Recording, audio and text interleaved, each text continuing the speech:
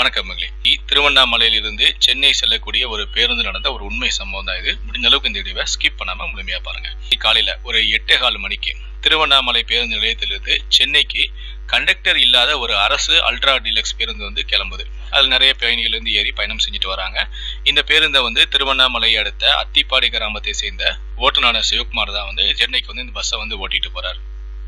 அவர் கரெக்டா வந்து சென்னை கோயம்பேடு பேருந்து நிலையத்துக்கு மதியம் ஒரு 12:15 மணிக்கெல்லாம் போய் சேர்ந்துட்டார். அப்போ அந்த பேருந்து பயணிகள் எல்லாருமே வந்து இறங்கி போயிட்டாங்க. அதுக்கப்புறம் என்ன பண்ணாருன்னா ஓட்டுநர் சிவகுமார், நம்ம மீண்டும் வந்து திருவண்ணாமலைக்கு போனோமே அப்படின்னு சொல்லிட்டு திருவண்ணாமலை செல்லக்கூடிய பேருந்தெல்லாம் எங்கே நிற்குமோ அங்கே கொண்டு போய் இந்த பேருந்து வந்து நிறுத்திட்டு அவர் வந்து டீ குடிக்க போயிட்டார். அப்புறம் வந்து ஒரு 20 நிமிஷம் கழிச்சு அவர் திரும்ப அந்த பேருந்துக்குள்ளே ஏறுறாரு. ஏறி தன்னுடைய சீட்டு பக்கத்தில் பார்க்குறாரு. அந்த சீட்டுக்கு பின்பக்கம் வந்து ஒரு பை கிடக்குது.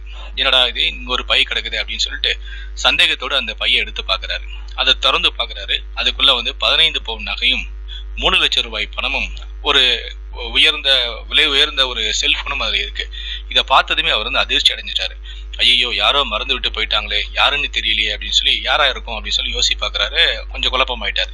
அதுக்கப்புறம் சரி, அதுலேருந்து ஒரு செல்போன் எடுத்து பார்க்குறாரு. இந்த செல்போன் வந்து பயன்பாட்டில் இருக்கா, இந்த செல்போனுக்கு வந்து யாராவது ஃபோன் பண்ணியிருக்காங்களா அப்படின்னு சொல்லி பார்க்குறாரு.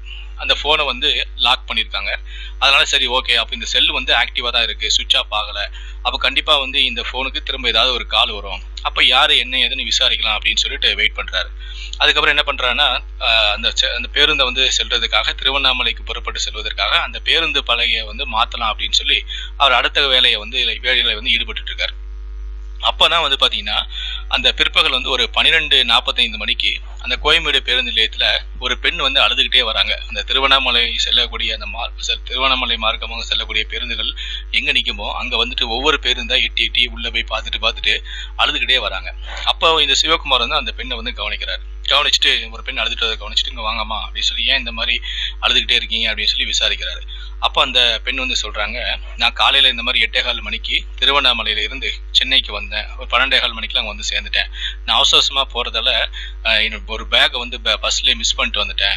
அதில் கிட்டத்தட்ட வந்து 15 பவுன் நகையும் ஒரு காஸ்ட்லியான செல்ஃபோனும் 3 லட்ச ரூபாய் பணமும் இருந்துச்சு அப்படின்னு சொல்லி அவங்க கதறி அழ ஆரம்பிச்சிட்டாங்க. உடனே அதை பார்த்த சிவகுமார், அம்மா அழாதீங்க, நீங்கள் அழாதீங்க, உங்களுடைய நகை பணம் எதுவுமே வந்து தொலைஞ்சு போகலை, எல்லாமே என்கிட்ட பத்திரமா தான் இருக்குது அப்படின்னு சொல்லிட்டு அந்த பெண்ணை கூட்டிக்கிட்டே வந்து பேருந்து கண்காணிப்பாளர் அழைக்க போறாரு. அந்த பேருந்து கண்காணிப்பாளருடைய முன்னிலையிலே அந்த பெண்ணுக்கிட்ட வந்து அந்த கைப்பையை வந்து அவங்க ஒப்படைக்கிறாங்க. அம்மா, நீங்க தவற விட்ட கைப்பை இதுதானா அப்படின்னு கேட்குறாங்க. அது மட்டும் இல்லை, இந்த பைக்குள்ள என்னென்ன இருக்கு சொல்லுங்க அப்படின்னு சொல்லி விசாரிக்கிறாரு. அந்த பெண் இந்த மாதிரி 15 பவுன் நகை இருக்கு, 3 லட்ச ரூபாய் பணம் இருக்கு, என்னுடைய செல்போன் இருக்கு அப்படின்னு. சரி, ஓகே, நம்ம ஏற்கனவே பார்த்தது அந்த பெண் கரெக்டாக சொல்லிட்டாங்க அப்படின்னு சொல்லிட்டு அந்த பெண்ணுக்கிட்ட வந்து இந்த பேக்கை திரும்ப கொடுக்குறாரு. நீங்க இப்பவே வந்து எல்லாத்தையும் ஓப்பன் பண்ணி செக் பண்ணிக்கோங்க, நீங்க சொன்ன பொருள் எல்லாம் கரெக்டாக இருக்கா அப்படின்னு சொல்லி பாருங்க அப்படின்னு சொல்றாரு.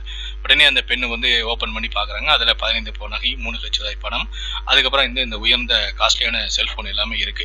இதை பார்த்ததுமே அந்த பெண் வந்து கண்ணீர் மல்க அந்த ஓட்டுநரான சிவகுமாருக்கு நன்றி சொல்றாங்க. சார், தொலைஞ்சு போச்சு, இனி அவ்வளோதான், என் வாழ்க்கையில் நான் இன்னும் என்னென்னலாம் கஷ்டம் அனுபவிக்க போறேனோ அப்படின்னு நினைச்சேன். ஆனால் கடவுள் மாதிரி நீங்க வந்து எனக்கு உதவி செஞ்சிட்டீங்க அப்படின்னு சொல்லி கண்ணீர் மல்க வந்து அந்த பெண் வந்து சிவகுமாருக்கு நன்றி சொல்றாங்க.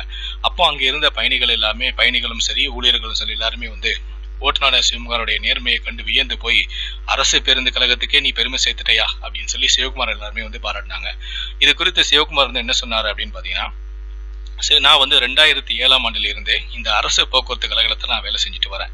திருவண்ணாமலை தேனிமலை பணிமனையில் இருந்து தான் நான் வந்து இந்த பஸ்ஸை வந்து தினமும் நான் வந்து சென்னைக்கு எடுத்துகிட்டு வருவேன். அதே மாதிரி சென்னையிலேருந்து திரும்ப நான் திருவண்ணாமலைக்கு எடுத்துகிட்டு போவேன். கண்டக்டர் இல்லாத அரசு பேருந்து தான் நான் ஓட்டிகிட்டு வரேன். இந்த பேருந்துடைய நடத்துல இல்லாத சொகுசு பேருந்து நான் ஓட்டிகிட்டு வரேன். இந்த பேருந்தில் வந்து இந்த கைப்பையை வந்து தவற விட்ட பெண் வந்து ஏறும்போதே அதிகமான பைகளோட தான் வந்து அதிகமான பைகளை வந்து கையில் வச்சுருந்தாங்க. இறங்கும்போது அந்த பெண்ணு தான் வந்து கடைசி நபராகவும் இறங்கி போனாங்க. அதனால தான் இந்த பெண்ணுடைய முகம் வந்து என்னுடைய மனதில் வந்து பதிஞ்சிருச்சு. இந்த பெண்ணு தான் என்னுடைய சீட்டுக்கு பின்னாடி வர உட்கார்ந்துருந்தாங்க. அதனால வந்து இது கண்டிப்பாக அவருடைய பையா தான் இருக்கும் அப்படின்னு சொல்லி நான் ஓரளவு எதிர்பார்த்து இருந்தேன். அதே மாதிரி அந்த பெண்ணே வந்து ஒரு 1/2 மணி நேரம் கழிச்சு அந்த பேருந்து நிலையத்துக்கு அழுதுகிட்டே வந்து அந்த பையை வந்து தேடி வந்தபோது நான் உறுதி பண்ணிக்கிட்டேன், கண்டிப்பாக இந்த பெண் தான். ஏன்னா இந்த பெண் தான் நம்ம பார்த்தோமே, பஸ்ல ஏறும்போதே அதிகமான பையோட இறங்குனாங்க, இறங்கும் போதும் கடைசியால இறங்குனாங்க. அதனால இந்த பெண்ணை தான் இருக்குமோ சொல்லி நம்ம கெஸ் பண்ணி வச்சிருந்தோம். கரெக்டாக அதே மாதிரி அந்த பெண் வந்தோடனே நான் உறுதி பண்ணிக்கிட்டேன். அதுக்கப்புறம் அந்த பெண்ணை அழைத்து இந்த மாதிரி செய்யாதீங்க, அழாதீங்கம்மா, கவலைப்படாதீங்கம்மா, உங்க பையெல்லாம் என்கிட்ட தான் இருக்கு, உங்க கைப்பை எங்கேயும் தொலைஞ்சு போல அப்படின்னு சொல்லி மீண்டும் அந்த பையை வந்து அவங்க கிட்ட ஒப்படைச்சேன் சார். அந்த பையை வந்து அவங்க கிட்ட ஒப்படைச்ச பிறகுதான் எனக்கு மனசே வந்து நிம்மதி ஏற்பட்டிருக்கு. இல்லைன்னா நைட்டு ஃபுல்லாக நான் தூங்கியிருக்கவே மாட்டேன் அப்படின்னு சொன்னாரு. அது மட்டும் இல்லை, இது போன்ற வந்து நகை பணத்தை தொலைத்து போனதையும் சரி, பேருந்து நிலையத்தில் உடல்நிலை சரியில்லாத நபர்களையும் சரி, நிறைய பேருக்கு வந்து மனிதநேயத்தோட அர்ப்பணிப்போட இந்த ஓட்டுநர் சிவகுமார் தன்னுடைய பணியை வந்து மேற்கொண்டு வராரு. தற்போது இவருக்கு அனைவரும் பாராட்டுகளை தெரிவிச்சுட்டு வராங்க.